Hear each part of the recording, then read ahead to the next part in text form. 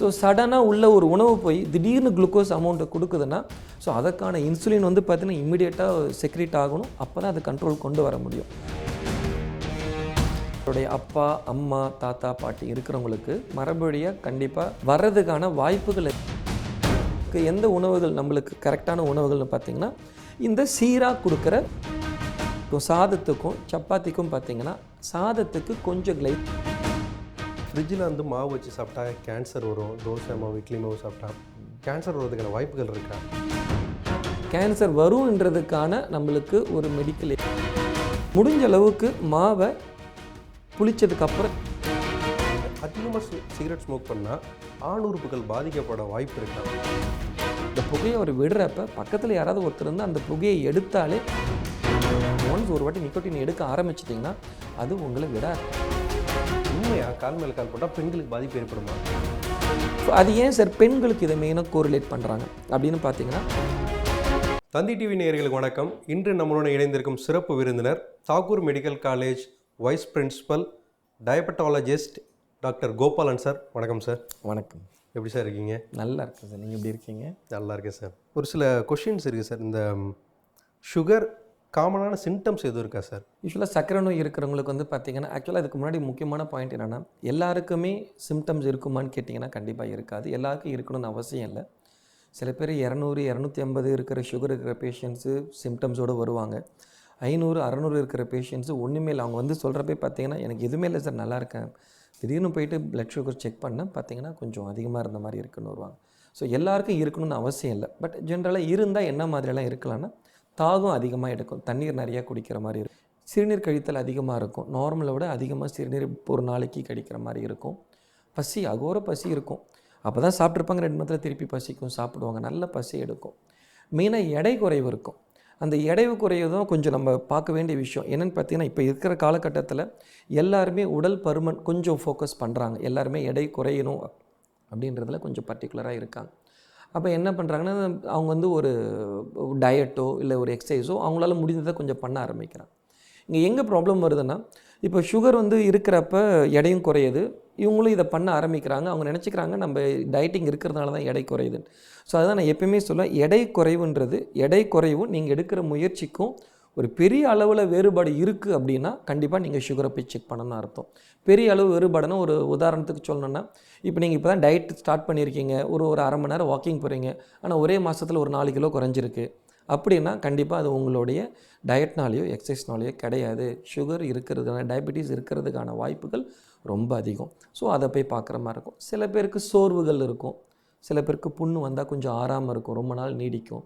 சில பேருக்கு பிறப்புறுப்பில் அரிப்பு இருந்துக்கிறமே இருக்கும், எப்போ யூரின் போனாலும் சும்மா இருக்கிறப்ப. இதெல்லாம் ஒரு சில அறிகுறிகள் இருந்தால் கண்டிப்பாக போய் நம்ம லேபில் டெஸ்ட் பண்ணிக்கிறது நல்லது. சார், அதிகமாக சிறுநீர் கழிக்கிறேன்னு சொன்னீங்க. ஒரு நாளைக்கு சராசரியாக சிறுநீர் கழிக்கிற அளவு எவ்வளோ? இவ்வளோது எக்ஸஸாக போகுது அப்படின்னா அலர்ட்னஸ் எதுவும் இருக்குதா? சிறுநீர் வந்து பார்த்திங்கன்னா நம்ம கழிக்கிறதுன்றது ஒருத்தருடைய பழக்க வழக்கத்தை பொறுத்து இருக்குது, கிளைமேட்டை பொறுத்தும் இருக்குது. பட் நார்மலாக பார்த்திங்கன்னா ஒரு 6லேருந்து 8 தடவை ஒரு நாளைக்கு சிறுநீர் கிடைக்கிறதுன்றது நார்மல். அதுக்கு மேலே போனாலும் இல்லை நீங்கள் டைம் வச்சு சொல்லணும்னா ஒரு 30 நிமிஷத்துலேருந்து 1 மணி நேரத்துக்கு ஒரு தடவை நீங்கள் சிறுநீர் கழிக்கிற பழக்கம் வர ஆரம்பிச்சிருச்சு அப்படின்னா then definitely that is not normal. Better நீங்கள் கொஞ்சம் உங்களுடைய சர்க்கரை அளவை பார்த்துக்கிறது நல்லது. Okay sir. சார், அதே மாதிரி சிறுநீர் கழிக்கும்போது அதுலேருந்து வர அதோட ஸ்மெல்லோ இல்லை அந்த கலர் வச்சோ அவங்களுக்கு டயபெட்டிஸ் இருக்குது அப்படிங்கிற மாதிரி எதுவும் அப்படி தீர்மானமாக சொல்ல முடியாதுங்க சார். ஏன்னா சிறுநீருடைய கலரு ஸ்மெல்லை வச்சு கண்டிப்பாக டயபெட்டிஸ் இருக்கான்னு நம்ம கண்டிப்பாக சொல்ல முடியாது. ஆனால் நம்ம அதை கொஞ்சம் யூகிக்கலாம். இப்போ வந்து பார்த்திங்கன்னா சிறுநீர் கழிக்கிறப்ப க்ளவுடி யூரின் அண்ட் ஃப்ரூட்டி ஸ்மெல்லுன்னு சொல்லுவாங்க. அதாவது வந்து பார்த்தோன்னா ஒரு பழ வாடை வரும், அது போக ஒரு கலங்கிய யூரின் போகும். அந்த மாதிரி இருந்தால் உங்களுக்கு சர்க்கரை நோய் இருக்க வாய்ப்பு இருக்குன்னு கண்டிப்பாக சொல்ல முடியாது, வாய்ப்பு இருக்குது. அதுமாரி அடிக்கடி அந்த மாதிரி நீங்கள் யூரின் பாஸ் பண்ணுற சிறுநீர் கழிக்கிறப்ப அந்த மாதிரி இருக்குது அப்படின்னா பெட்டர் நீங்கள் ஒரு லேபில் சர்க்கரை அளவை பரிசோதிக்கிறது நல்லது. Okay sir. அதே மாதிரி சார், சுகர் வந்துட்டு பரம்பரை வியாதி, அதில் வந்து தாத்தா அப்பா அப்படி இருந்தால் அடுத்த வாரிசுக்கும் வரும் அப்படிங்கிறாங்க. இதை வந்துட்டு வராமல் தடுக்கிறதுக்கு எதனா வழிமுறைகள் இருக்கா, இல்லை ஹெரிடிட்டியாக வந்தே தான் தீருமா? ஆக்சுவலாக பார்த்திங்கன்னா நம்மளுடைய அப்பா, அம்மா, தாத்தா, பாட்டி இருக்கிறவங்களுக்கு மரபு வழியாக கண்டிப்பாக வர்றதுக்கான வாய்ப்புகள் அதிகம். அதாவது இப்போ ஒருத்தருக்கு அவங்க இப்போ அப்பா அம்மாக்கெலாம் யாருக்கு இல்லை சார், எங்கள் தாத்தா பாட்டிக்கு இல்லை ஃபேமிலி ஹிஸ்ட்ரின்னு சொல்லுவோம். அது இல்லாத ஒருத்தருக்கும் அதெல்லாம் இருக்கிற ஒருத்தருக்கும் பார்த்திங்கன்னா இருக்கிறவருக்கு வர்றதுக்கான வாய்ப்புகள் அதிகம். சார் கண்டிப்பாக அவருக்கு வந்தே தீருமான்னு கேட்டிங்கன்னா கண்டிப்பாக கிடையாது. இவரை விட பெர்சன்டேஜ் இன்சிடென்ட்ஸ் வந்து பார்த்தீங்கன்னா இவருக்கு கொஞ்சம் அதிகமாக தான் இருக்கும். அது வராமல் என்ன பண்ணணும் அப்படின்னு பார்த்தீங்கன்னா கண்டிப்பாக தடுக்கலாம். கண்டிப்பாக வரணும்னு அவசியமே இல்லை. ஒரு நல்ல உணவு பழக்க முறை, நல்ல தூக்கம், உடற்பயிற்சி, ஸ்ட்ரெஸ் இல்லாமல் இருக்கணும். 2வது நல்ல எடையை அழகாக மெயின்டைன் பண்ணிங்க அப்படின்னா 100% நீங்கள் வராமல் தடுக்க முடியும். டயபெட்டிஸ்ன்றது வந்து பார்த்திங்கன்னா இட்ஸ் நாட் டெஃபினட்டிவ் டிசீஸ்லாம் கிடையாது வரணுன்ட்டுலாம். தடுக்கக்கூடிய நோய். நம்மளுடைய லைஃப் ஸ்டைலை அழகாக ஃபாலோ பண்ணோம்னா, நல்ல வரைமுறைப்படுத்தி ஸ்ட்ரீம்லைன் பண்ணி கரெக்டாக வச்சுக்கிட்டோம்னா கண்டிப்பாக ப்ரிவென்ட் பண்ணலாம். மெடிசின் எடுக்காமல் நம்மளோட உணவு கட்டுப்பாடு அந்த டயட் மூலமாகவே சுகரை கண்ட்ரோல் பண்ணுறதுக்கான வழிமுறைகள் இருக்கா? இது ஒரு நல்ல கேள்வி. ஏன்னா இப்போ இருக்கிற மக்கள் இது ஒரு நானே பேஷண்ட்ஸே நிறைய பேர் இதை கேள்வி கேட்பாங்க. கேள்வி கேட்குறது மட்டும் இல்லை, அந்த மாதிரி ஒரு ஆப்ஷனுக்கு தான் போகணுன்னு நினைப்பாங்க. ஆக்சுவலாக இதுக்கு ஒரு புரிதல் வேணும். என்னென்னு பார்த்தீங்கன்னா பண்ணலாம். நீங்கள் சொல்கிறது கண்டிப்பாக உணவு முறை மட்டுமே கட்டுப்பாட்டில் வச்சு மட்டுமே பண்ணலாம். ஆனால் அது உங்களுடைய சர்க்கரை நோய் எந்த கட்டத்தில் இருக்குன்றதை பொறுத்து இருக்குது. இப்போ சர்க்கரை நோய் வந்து பார்த்திங்கன்னா ஆரம்ப கட்டத்திலிருந்து முற்றிய நிலை வரைக்கும் இருக்குது. ஸோ இப்போ அதில் நீங்கள் எந்த கட்டத்தில் இருக்கீங்க அப்படின்னு, சப்போஸ் ஆரம்ப நிலையில் இருக்கீங்க அப்படின்னா லைஃப் ஸ்டைல் மாடிஃபிகேஷன் சொல்லுவாங்க.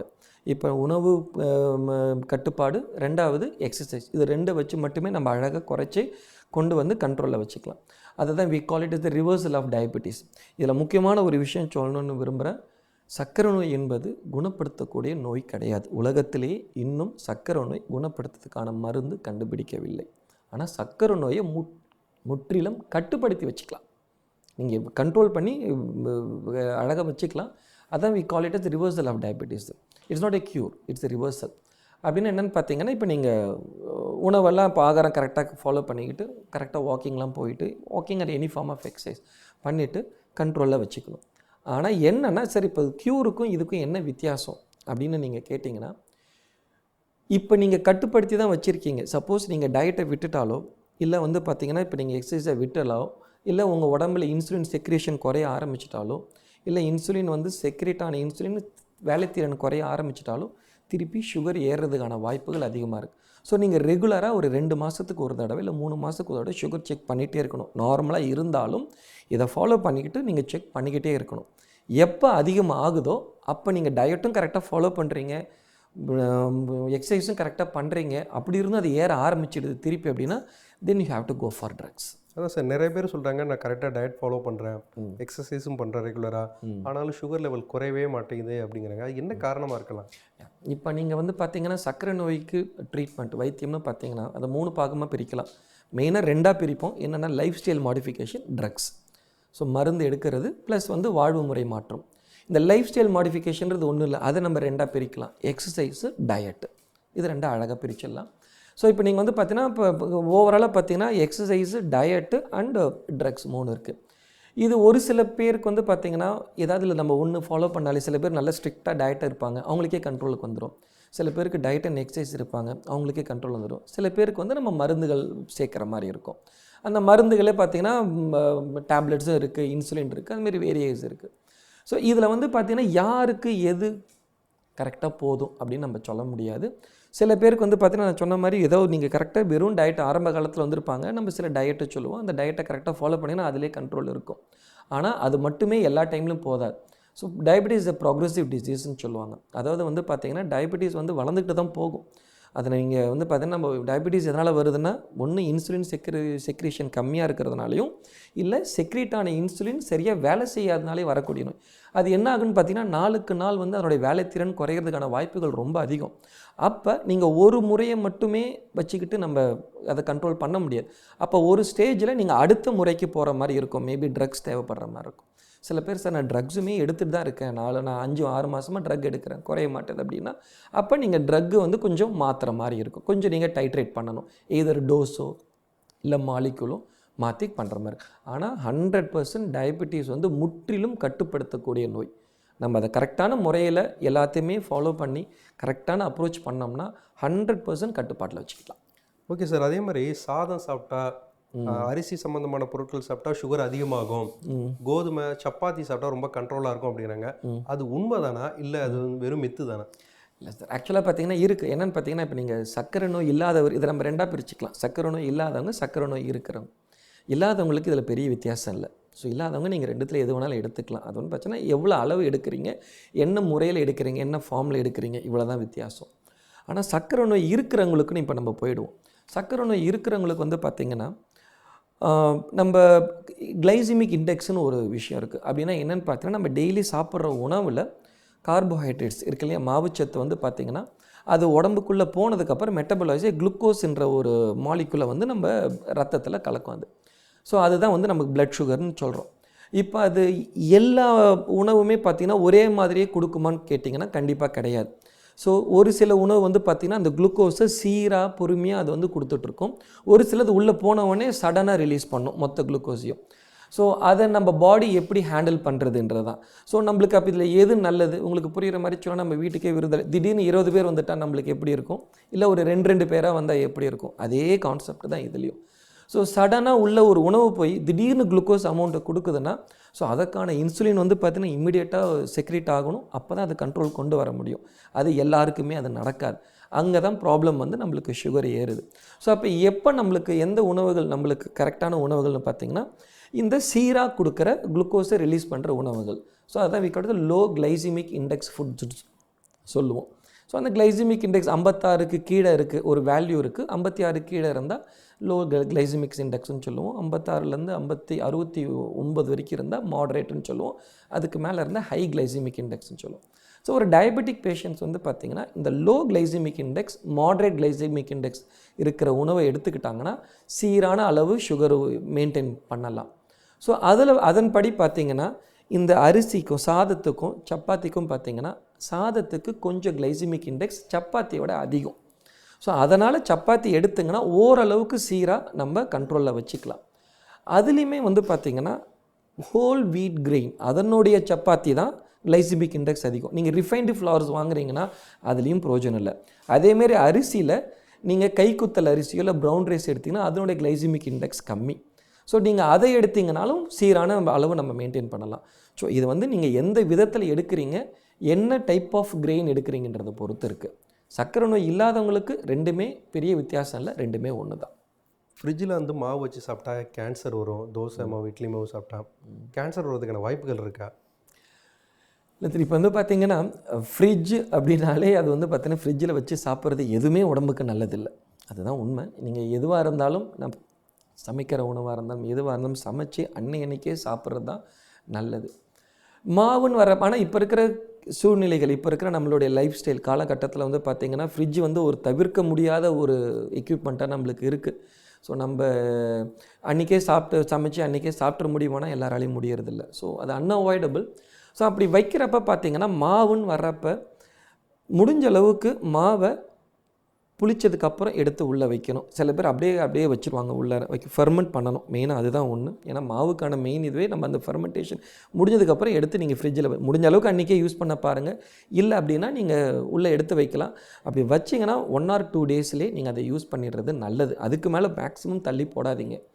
இதுக்குனால கேன்சர் வருமா சார் அப்படின்னு கேட்டிங்கன்னா, கேன்சர் வரும்ன்றதுக்கான நம்மளுக்கு ஒரு medical evidence, research paste evidence இருக்கான்னு கேட்டிங்கன்னா இது வரைக்கும் இல்லை. பட் முடிஞ்ச அளவுக்கு அதை அவாய்ட் பண்ணுறது நல்லது.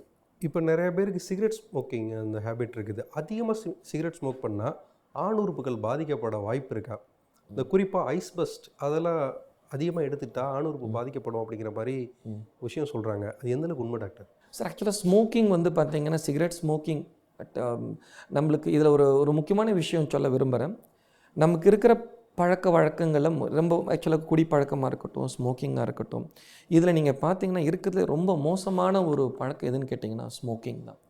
எந்த அளவுக்கு உங்களுக்கு அவருடைய வீரியத்தன்மையை முதல்ல சொல்லிடுறேன், நம்ம அதுக்கப்புறம் உங்களோட கேள்விக்கான பதிலுக்கு வரேன். ஸோ சிகரெட் ஸ்மோக்கிங்கிறது வந்து பார்த்திங்கன்னா இப்போ ஒருத்தர் சிகரெட் ஸ்மோக்கிங் பிடிக்கிறார் அப்படின்னா இப்போ அவருக்கு தான் பாதிப்பு வரணும்னு அவசியம் இல்லை. எல்லாமே சொல்லுவாங்க செகண்ட் ஹேண்ட் ஸ்மோக்கிங். சார் இப்போ நான் சிகரெட் பிடிக்கிறேன், இப்போ எனக்கு ப்ராப்ளம் வருது, ஓகே இப்போ அவருக்கெல்லாம் பிடிக்கவே இல்லை, அவருக்கே பிரச்சனை வருதுன்னுவாங்க. ஸோ செகண்ட் ஹேண்ட் ஸ்மோக்கிங்னு ஒரு கான்செப்ட் சொல்லுவாங்க, அதாவது பேசிவ் ஸ்மோக்கிங். இப்போ ஒருத்தர் சிகரெட் பிடிக்கிறாரு இல்லை புகை பிடிக்கிறாருன்னா அந்த புகையை அவர் விடுறப்ப பக்கத்தில் யாராவது ஒருத்தர் வந்து அந்த புகையை எடுத்தாலே அவருக்கே இப்போ அவர் பிடிக்கிறவருக்கு என்னென்ன பாதிப்பு வருமோ அந்த அளவுக்கு பாதிப்பு இவருக்கும் வரும். அந்த அளவுக்கு ஒரு எஃபெக்ட் இருக்கும். இப்போ ரீசன் கான்செப்ட் இன்னொன்று இருக்குது, தேர்ட் ஹேண்ட் ஸ்மோக்கிங்ன்றாங்க. அதாவது எப்படின்னா, இப்போ நீங்கள் இந்த ரூமுக்கு வரீங்க, இப்போ நீங்கள் புகை பிடிச்சிட்டு போயிடுறீங்க, கூட உள்ள ஒருத்தர் நீங்கள் அவர் கூட இருக்கணும்னு அவசியம் இல்லை. நீங்கள் போயிட்டு ஒரு 6லேருந்து 8 மணி நேரத்துக்குள்ளே இன்னொருத்தர் இந்த ரூமுக்கு வராருன்னா, இப்போ இங்கே இருக்கிற கர்ட்டனாக இருக்கட்டும், இங்கே இருக்கிற கார்பெட்டாக இருக்கட்டும், இங்கே இருக்கிற சோஃபாவாக இருக்கட்டும், அந்த நிக்கோட்டின் அப்சர்வ் பண்ணி it will emit for the next 6 to 8 ஹவர்ஸ்ன்றாங்க. ஸோ இந்த ரூமுக்குள்ளே நீங்கள் வந்தீங்கன்னா கூட நீங்கள் அதை இன்ஹேல் பண்ணுவீங்க, உங்களுக்கே அந்த பாதிப்பு வருன்றாங்க. ஸோ அந்த அளவுக்கு ஒரு மோசமான விஷயம் வந்து ஸ்மோக்கிங். நீங்கள் தான் பிடிக்கணும்னு அவசியம் இல்லை. அப்படி அந்த ஸ்மோக்கிங் இருக்கிறப்ப வந்து பார்த்திங்கன்னா உடம்பில் ஏகப்பட்ட பாதிப்புகள் வரும். அதில் ஒன்று தான் வந்து பார்த்திங்கன்னா ஆண்மை குறைவு. ஸோ எரெக்டல் டிஸ்ஃபங்க்ஷன் சொல்லுவாங்க, இம்பார்ட்டன்ஸ் எல்லாமே வரலாம். இது ஏன் வருது அப்படின்னு பார்த்தீங்கன்னா, ஸ்மோக்கிங் வந்து பார்த்தீங்கன்னா யூஸ்வலாக ரத்த குழாயை தான் பாதிக்கும். ஸோ உடம்புல இருக்கிற எல்லா ரத்த குழாயை பாதிக்கும். அதனால தான் பார்த்தீங்கன்னா ஹார்ட் அட்டாக்லேருந்து ஹைப்பர் டென்ஷன்லேருந்து எல்லாமே வரும். அதேமாதிரி நம்ம ஆணுருக்கு போகிற ரத்த குழாயும் பாதிக்கிறதுனால வரக்கூடிய பிரச்சனை தான் வந்து பார்த்திங்கன்னா இந்த எரெக்டல் டிஸ்ஃபங்க்ஷன் சொல்லுவாங்க. ஸோ கண்டிப்பாக வரும். ஸ்மோக்கிங் இருக்கிறவங்களுக்கு வர்றதுக்கான வாய்ப்புகள் அதிகம். ஒருத்தர் ஸ்மோக்கிங் இல்லாமல் இருக்குது சார், இப்போ மற்றவங்களுக்கு வராதான்னு கேட்டிங்கன்னா அப்படி கிடையாது. புகை பிடிக்காமல் இருக்கிற ஒருத்தர் புகை பிடிச்சிட்ருக்காரு அப்படின்னு பார்க்குறப்ப புகை பிடிக்கிறவங்களுக்கு கண்டிப்பாக அதனுடைய எஃபெக்ட் அதிகமாக தான் இருக்குது. இந்த ஐஸ் பர்ஸ்ட்னு ஒன்று சொன்னீங்க. ஐஸ் பர்ஸ்ட் வந்து பார்த்திங்கன்னா எரெக்டல் டிஸ்ஃபங்க்ஷன் மட்டும் கிடையாது, ஸ்மோக்கிங்கில் என்னென்ன பிரச்சனைலாம் இருக்கோ அது எல்லாமே ஒரு படி மேலே தான் இருக்கும், இருக்கிறதுக்கான வாய்ப்புகள் அதிகம் இருக்குது. ஏன்னு கேட்டிங்கன்னா ஐஸ் பர்ஸ்ட்ன்றது ஒன்றும் இல்லை. அந்த ஐ திங்க் இந்த சிகரெட்டில் வந்து பார்த்தீங்கன்னா தே ஆட் சம் மென்தால். ஸோ அவங்க ஸ்மோக் பண்ணுறப்ப தே வில் ஹேவ் தட் அந்த ஒரு சில்னஸ், ஒரு ஃபீல் இருக்கும். அது அவங்களுக்கு ஒரு ப்ளஷர் கொடுக்குது. அது என்ன ஆகுதுன்னு பார்த்தீங்கன்னா, அது ஒரு அந்த ப்ளஷர் இருக்கிறப்ப அந்த ஸ்மோக்கிங்கோட எஃபெக்ட் வந்து அவங்களுக்கு கம்மியாக ஃபீல் பண்ணுவாங்க. அதனால் என்ன பண்ணுவாங்கன்னா, நார்மலாக ஒரு சிகரெட் பிடிக்கிறவர் 2ஆக பிடிப்பார், 4ஆக பிடிப்பார், அதனுடைய கன்சம்ஷன் வந்து கொஞ்சம் அதிகமாகும் அவங்கள இடையில. இன்னொன்று அந்த ஃபீல் ஒரு நல்ல ஒரு சில்னஸ், அந்த ஃபீல்னஸ் இருக்கிறதுனால என்ன பண்ணுவாங்கன்னா, அவங்களுடைய யூசேஜ் வந்து நார்மல் சிகரெட் பிடிக்கிறவங்களோட அதிகமாக இருக்கிறதுனால இதனுடைய பாதிப்பு ஐஸ் பர்ஸ்ட் பண்ணுறவங்களுக்கு கொஞ்சம் அதிகமாக இருக்கும். பட் எல்லாமே எஃபெக்ட் ஆஃப் ஸ்மோக்கிங் தான். ஸோ அதே மாதிரி சிகரெட்டில் இருக்க நிக்கோட்டின் தான் கேன்சர் காரணமாக இருக்குதா? ஒருவேளை அந்த நிக்கோட்டினால ஏதாவது நன்மைகள் எதுவும் இருக்குதா? ஆக்சுவலாக பியூரஸ்ட் ஃபார்ம் நிக்கோட்டின் எடுத்திங்கன்னா சார், வெறும் தனி நிக்கோட்டின், ஒரு மினிமல் அமௌண்ட்டு, ஒரு ஷார்ட் டேர்ம் எடுக்கிறீங்கன்னா உங்களுக்கு ஒரு அலர்ட்னஸ் கொடுக்கும், மெமரியை இன்க்ரீஸ் பண்ணும், கான்சன்ட்ரேஷன் இன்க்ரீஸ் பண்ணும். இப்போ நிக்கோட்டின் நல்லதா? மெமரி இன்க்ரீஸ் ஆகும்? கண்டிப்பாக அதை தான் சொல்ல வரேன். அது கண்டிப்பாக கிடையாது. ஏன்னா நிக்கோட்டின்றது பார்த்தா ஒரு அடிக்டிவ் சப்ஸ்டன்ஸு. நீங்கள் வந்து பார்த்தீங்கன்னா மொதல் விஷயம், நீங்கள் நிக்கோட்டினை தனியாக நிக்கோட்டின் மட்டும் நீங்கள் எடுக்க முடியாது. அதனால் அதில் பெருசாக பிரயோஜனம் கிடையாது. ஸோ நீங்கள் எடுக்கக்கூடிய இப்போ நீங்கள் சிகரெட்டாக இருக்கட்டும், சிகரெட்டாக இருக்கட்டும், எல்லாமே பார்த்தீங்கன்னா நிக்கோட்டினோட சேர்ந்து மற்ற கெமிக்கல்ஸும் எடுக்கிறீங்க ஒன்று. ரெண்டாவது இட்ஸ் அன் அடிக்டிவ் சப்ஸ்டன்ஸ். நீங்கள் ஷார்ட் டேர்முக்கு எடுக்கிறீங்கன்னா நிக்கோட்டின் நான் சொன்னது ஷார்ட் டேர்முடைய எஃபெக்ட் தான் இப்போ நான் சொன்னது. ஆனால் நீங்கள் ஒன்ஸ் ஒரு வாட்டி நிக்கோட்டின் எடுக்க ஆரம்பிச்சிட்டிங்கன்னா அது உங்களை விடாது. எப்படி இருந்தாலும் அடுத்து உங்களை அது எடுக்க வைக்கும். எடுக்க வைக்கிறப்ப அதனுடைய பாதிப்பையே வேறு மாதிரி ஆகிடும். இப்போ நம்ம எதெல்லாம் சொன்னோமோ அதுக்கு அப்படியே ஆப்போசிட்டாக போக ஆரம்பிச்சிடும். ரெண்டாவது வந்து பார்த்திங்கன்னா நிக்கோட்டின் வந்து பார்த்திங்கன்னா எடுக்கிறது மட்டும் இல்லாமல் கூட நீங்கள் எடுக்கிற கெமிக்கல்னால் வரக்கூடிய பாதிப்புகள் இன்னும் அதிகம். ஸோ அதனால் நிக்கோட்டின் உடம்புக்கு நல்லதான்னு கேட்டிங்கன்னா கண்டிப்பாக நல்லதில்லை. ஏன்னா இப்போ நமக்கு கிடைக்கிற வகையான நிக்கோட்டின் நமக்கு எந்த உருவத்தில் கிடைக்குதோ அது கண்டிப்பாக நமக்கு நல்லதில்லை. So better to avoid any form of nicotine. Sir அது மாதிரி சிகரெட், நார்மலான சிகரெட் குடித்தா தான் கேன்சர் வரும், சிகரெட் குடித்தா கேன்சர் வராது அப்படிங்கிறாங்க. சிகரெட், சிகரெட் எது சார் பெஸ்ட்டு? இல்லை, இது ஆக்சுவலாக இதுக்கு நீங்கள் இன்னொரு விதமாக ஒரு கேள்வி கேட்கலாம். இப்போ உங்களை வந்து சார் ஒரு பாம்பு கடிக்குது, கட்டு விரியன் கடித்தா நல்லா இருக்குமா, இல்லை கண்ணாடி விரியன் கடித்தா நல்லா இருக்குமா அப்படின்னு கேட்டிங்கன்னா இப்போ நான் என்ன பதில் சொல்ல முடியுமோ அதுதான் உங்களுக்கும். என்னென்னு கேட்டிங்கன்னா இப்போ கண்ணாடி விரியன், கட்டி விரியன் 2 வகையான பாம்பு இருக்குது. ரெண்டுமே வந்து பார்த்தீங்கன்னா ஒன்று நியூரோடாக்சிக்னு சொல்லுவோம், ஒன்று ஹெமட்டோடாக்சின்னு சொல்லுவோம்.